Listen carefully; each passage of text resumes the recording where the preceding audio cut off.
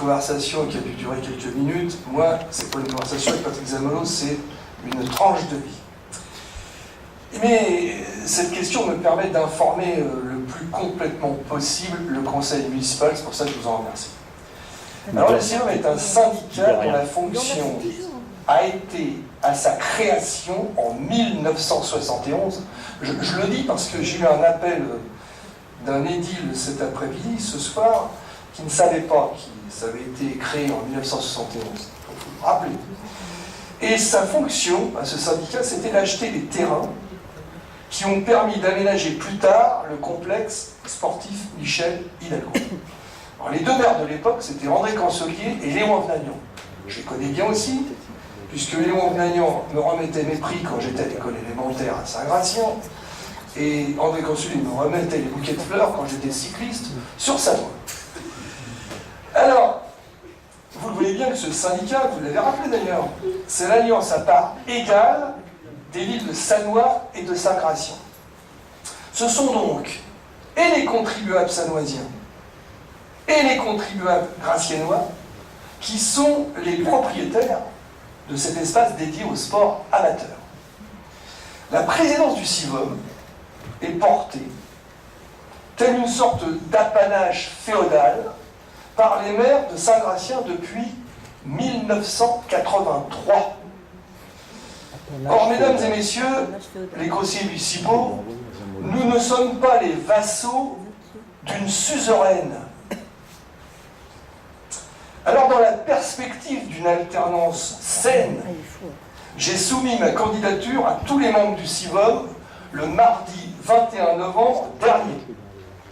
La ville de Saint-Gratien, normalement, elle aussi, avait un candidat, Didier Logereau, premier adjoint. Et cette candidature avait été fermement soutenue par l'actuelle sénatrice du Val d'Oise, Madame Eustache-Brignot, sous forme d'une lettre très explicite que les membres du CIVOM de Sanois et de Saint-Gratien ont reçue. L'élection paraissait donc claire. Deux candidats pour un poste. Rien de plus normal. Les statuts, que je connaissais parfaitement, précisaient que le plus âgé des candidats, au troisième tour du scrutin, serait désigné président du CIVOM. Les deux premiers tours ne permirent pas, comme nous nous y attendions, de nous départager. 6 voix pour Bernard Janet, 6 voix pour Didier Logereau. Mais là où le bas blesse, monsieur le conseiller municipal, là où le bas blesse, c'est que sans le déclarer, affecté, semble-t-il, par un syndrome de télépathie aiguë, les membres de la ville de Saint-Gratien changèrent leur candidat lors de ce troisième tour pour désigner, vous l'aurez deviné, un candidat plus âgé. Mon copain Patrick Zamalos, plus âgé de 6 mois que moi. Je suis né en décembre et né en mars. Alors voyez-vous, mesdames et messieurs les conseillers municipaux, cette façon-là de faire de la politique n'est pas la mienne. Nous aurions pu agir de la même façon, ayant parmi nos membres 2 d'entre nous plus âgés, Claude Villot et Jean Virard. Mais l'équipe que je dirige n'est pas faite de ce tonneau-là. Et j'ajoute qu'en ces temps de transparence, où l'éthique est attendue et même exigée par toutes les Françaises et tous les Français, la sénatrice du Val d'Oise nous a donné l'exemple caricatural de la politique à l'ancienne. Conséquence de cet événement fâcheux, j'ai déposé 2 recours auprès du tribunal administratif. Et il n'y avait pas besoin de passer par le conseil municipal pour déposer ces 2 recours. L'un pour contester l'élection du président et des membres du bureau, et l'autre pour contester l'ensemble des délibérations abordées ce 21 novembre. Nous avons obtenu gain de cause pour le second recours. Les délibérations du 21 novembre ont été retirées par le contrôle de légalité. Le premier recours, qui relève du contentieux électoral, sera jugé le 25 janvier 2018. D'autre part, pour votre complète information, la présidence du CIVOM ne donne droit et n'a jamais donné droit à aucune indemnité.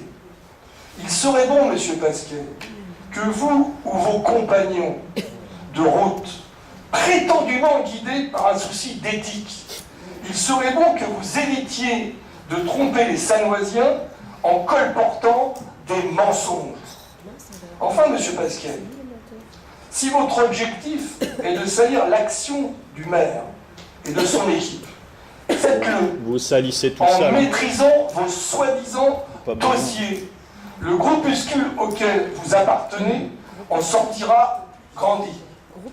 Pour conclure sur le chapitre du CIVOM, mon action et celle de mon équipe visent la protection des intérêts des Sannoisiens et des Graciennois, celle des contribuables qui ont permis à nos deux villes de posséder un stade, une piste d'athlétisme et des gymnases de haute tenue, mais aussi la défense de tous les bénévoles sannoisiens et graciennois, sans lesquels le sport amateur n'aurait pas l'éclat qui rayonne aujourd'hui dans nos communes. Il est quand même surprenant, Monsieur Pasquier, qu'en cette occasion, alors qu'il s'agit de défendre l'intérêt des Sannoisiens, vous ne vous ralliez pas à l'action de la municipalité et que vous préfériez, par vos mensonges et vos remarques acerbes, porter atteinte à l'image de notre ville. Démonstration est faite, Monsieur Pasquier, que vos propos et actions ne sont motivés que par l'animosité personnelle que vous nourrissez à mon égard. On est bien loin de l'intérêt général, dont pourtant vous vous gargarisez. Enfin, je dois reconnaître, vous avez raison sur un point. Notre service communication a commis une erreur, que d'ailleurs nous avons rectifiée très vite. La parution de notre réponse n'avait pas à être postée sur le Facebook de la ville, quand bien même elle pourrait être justifiée par vos attaques ineptes et votre perfidie récurrente. Pour le coup, je suis sûr que vous penserez comme moi, l'erreur est humaine. Et personnellement, je ne tiens aucunement rigueur à celui qui a commis cette erreur. Et votre légendaire capacité à pardonner à votre prochain ne peut que vous conduire, j'en suis sûr, à une saine tolérance. Eh bien, écoutez-moi, sur ce bon mot de tolérance qui va bien avec les fêtes de Noël, je vous souhaite à tous et toutes un excellent Noël.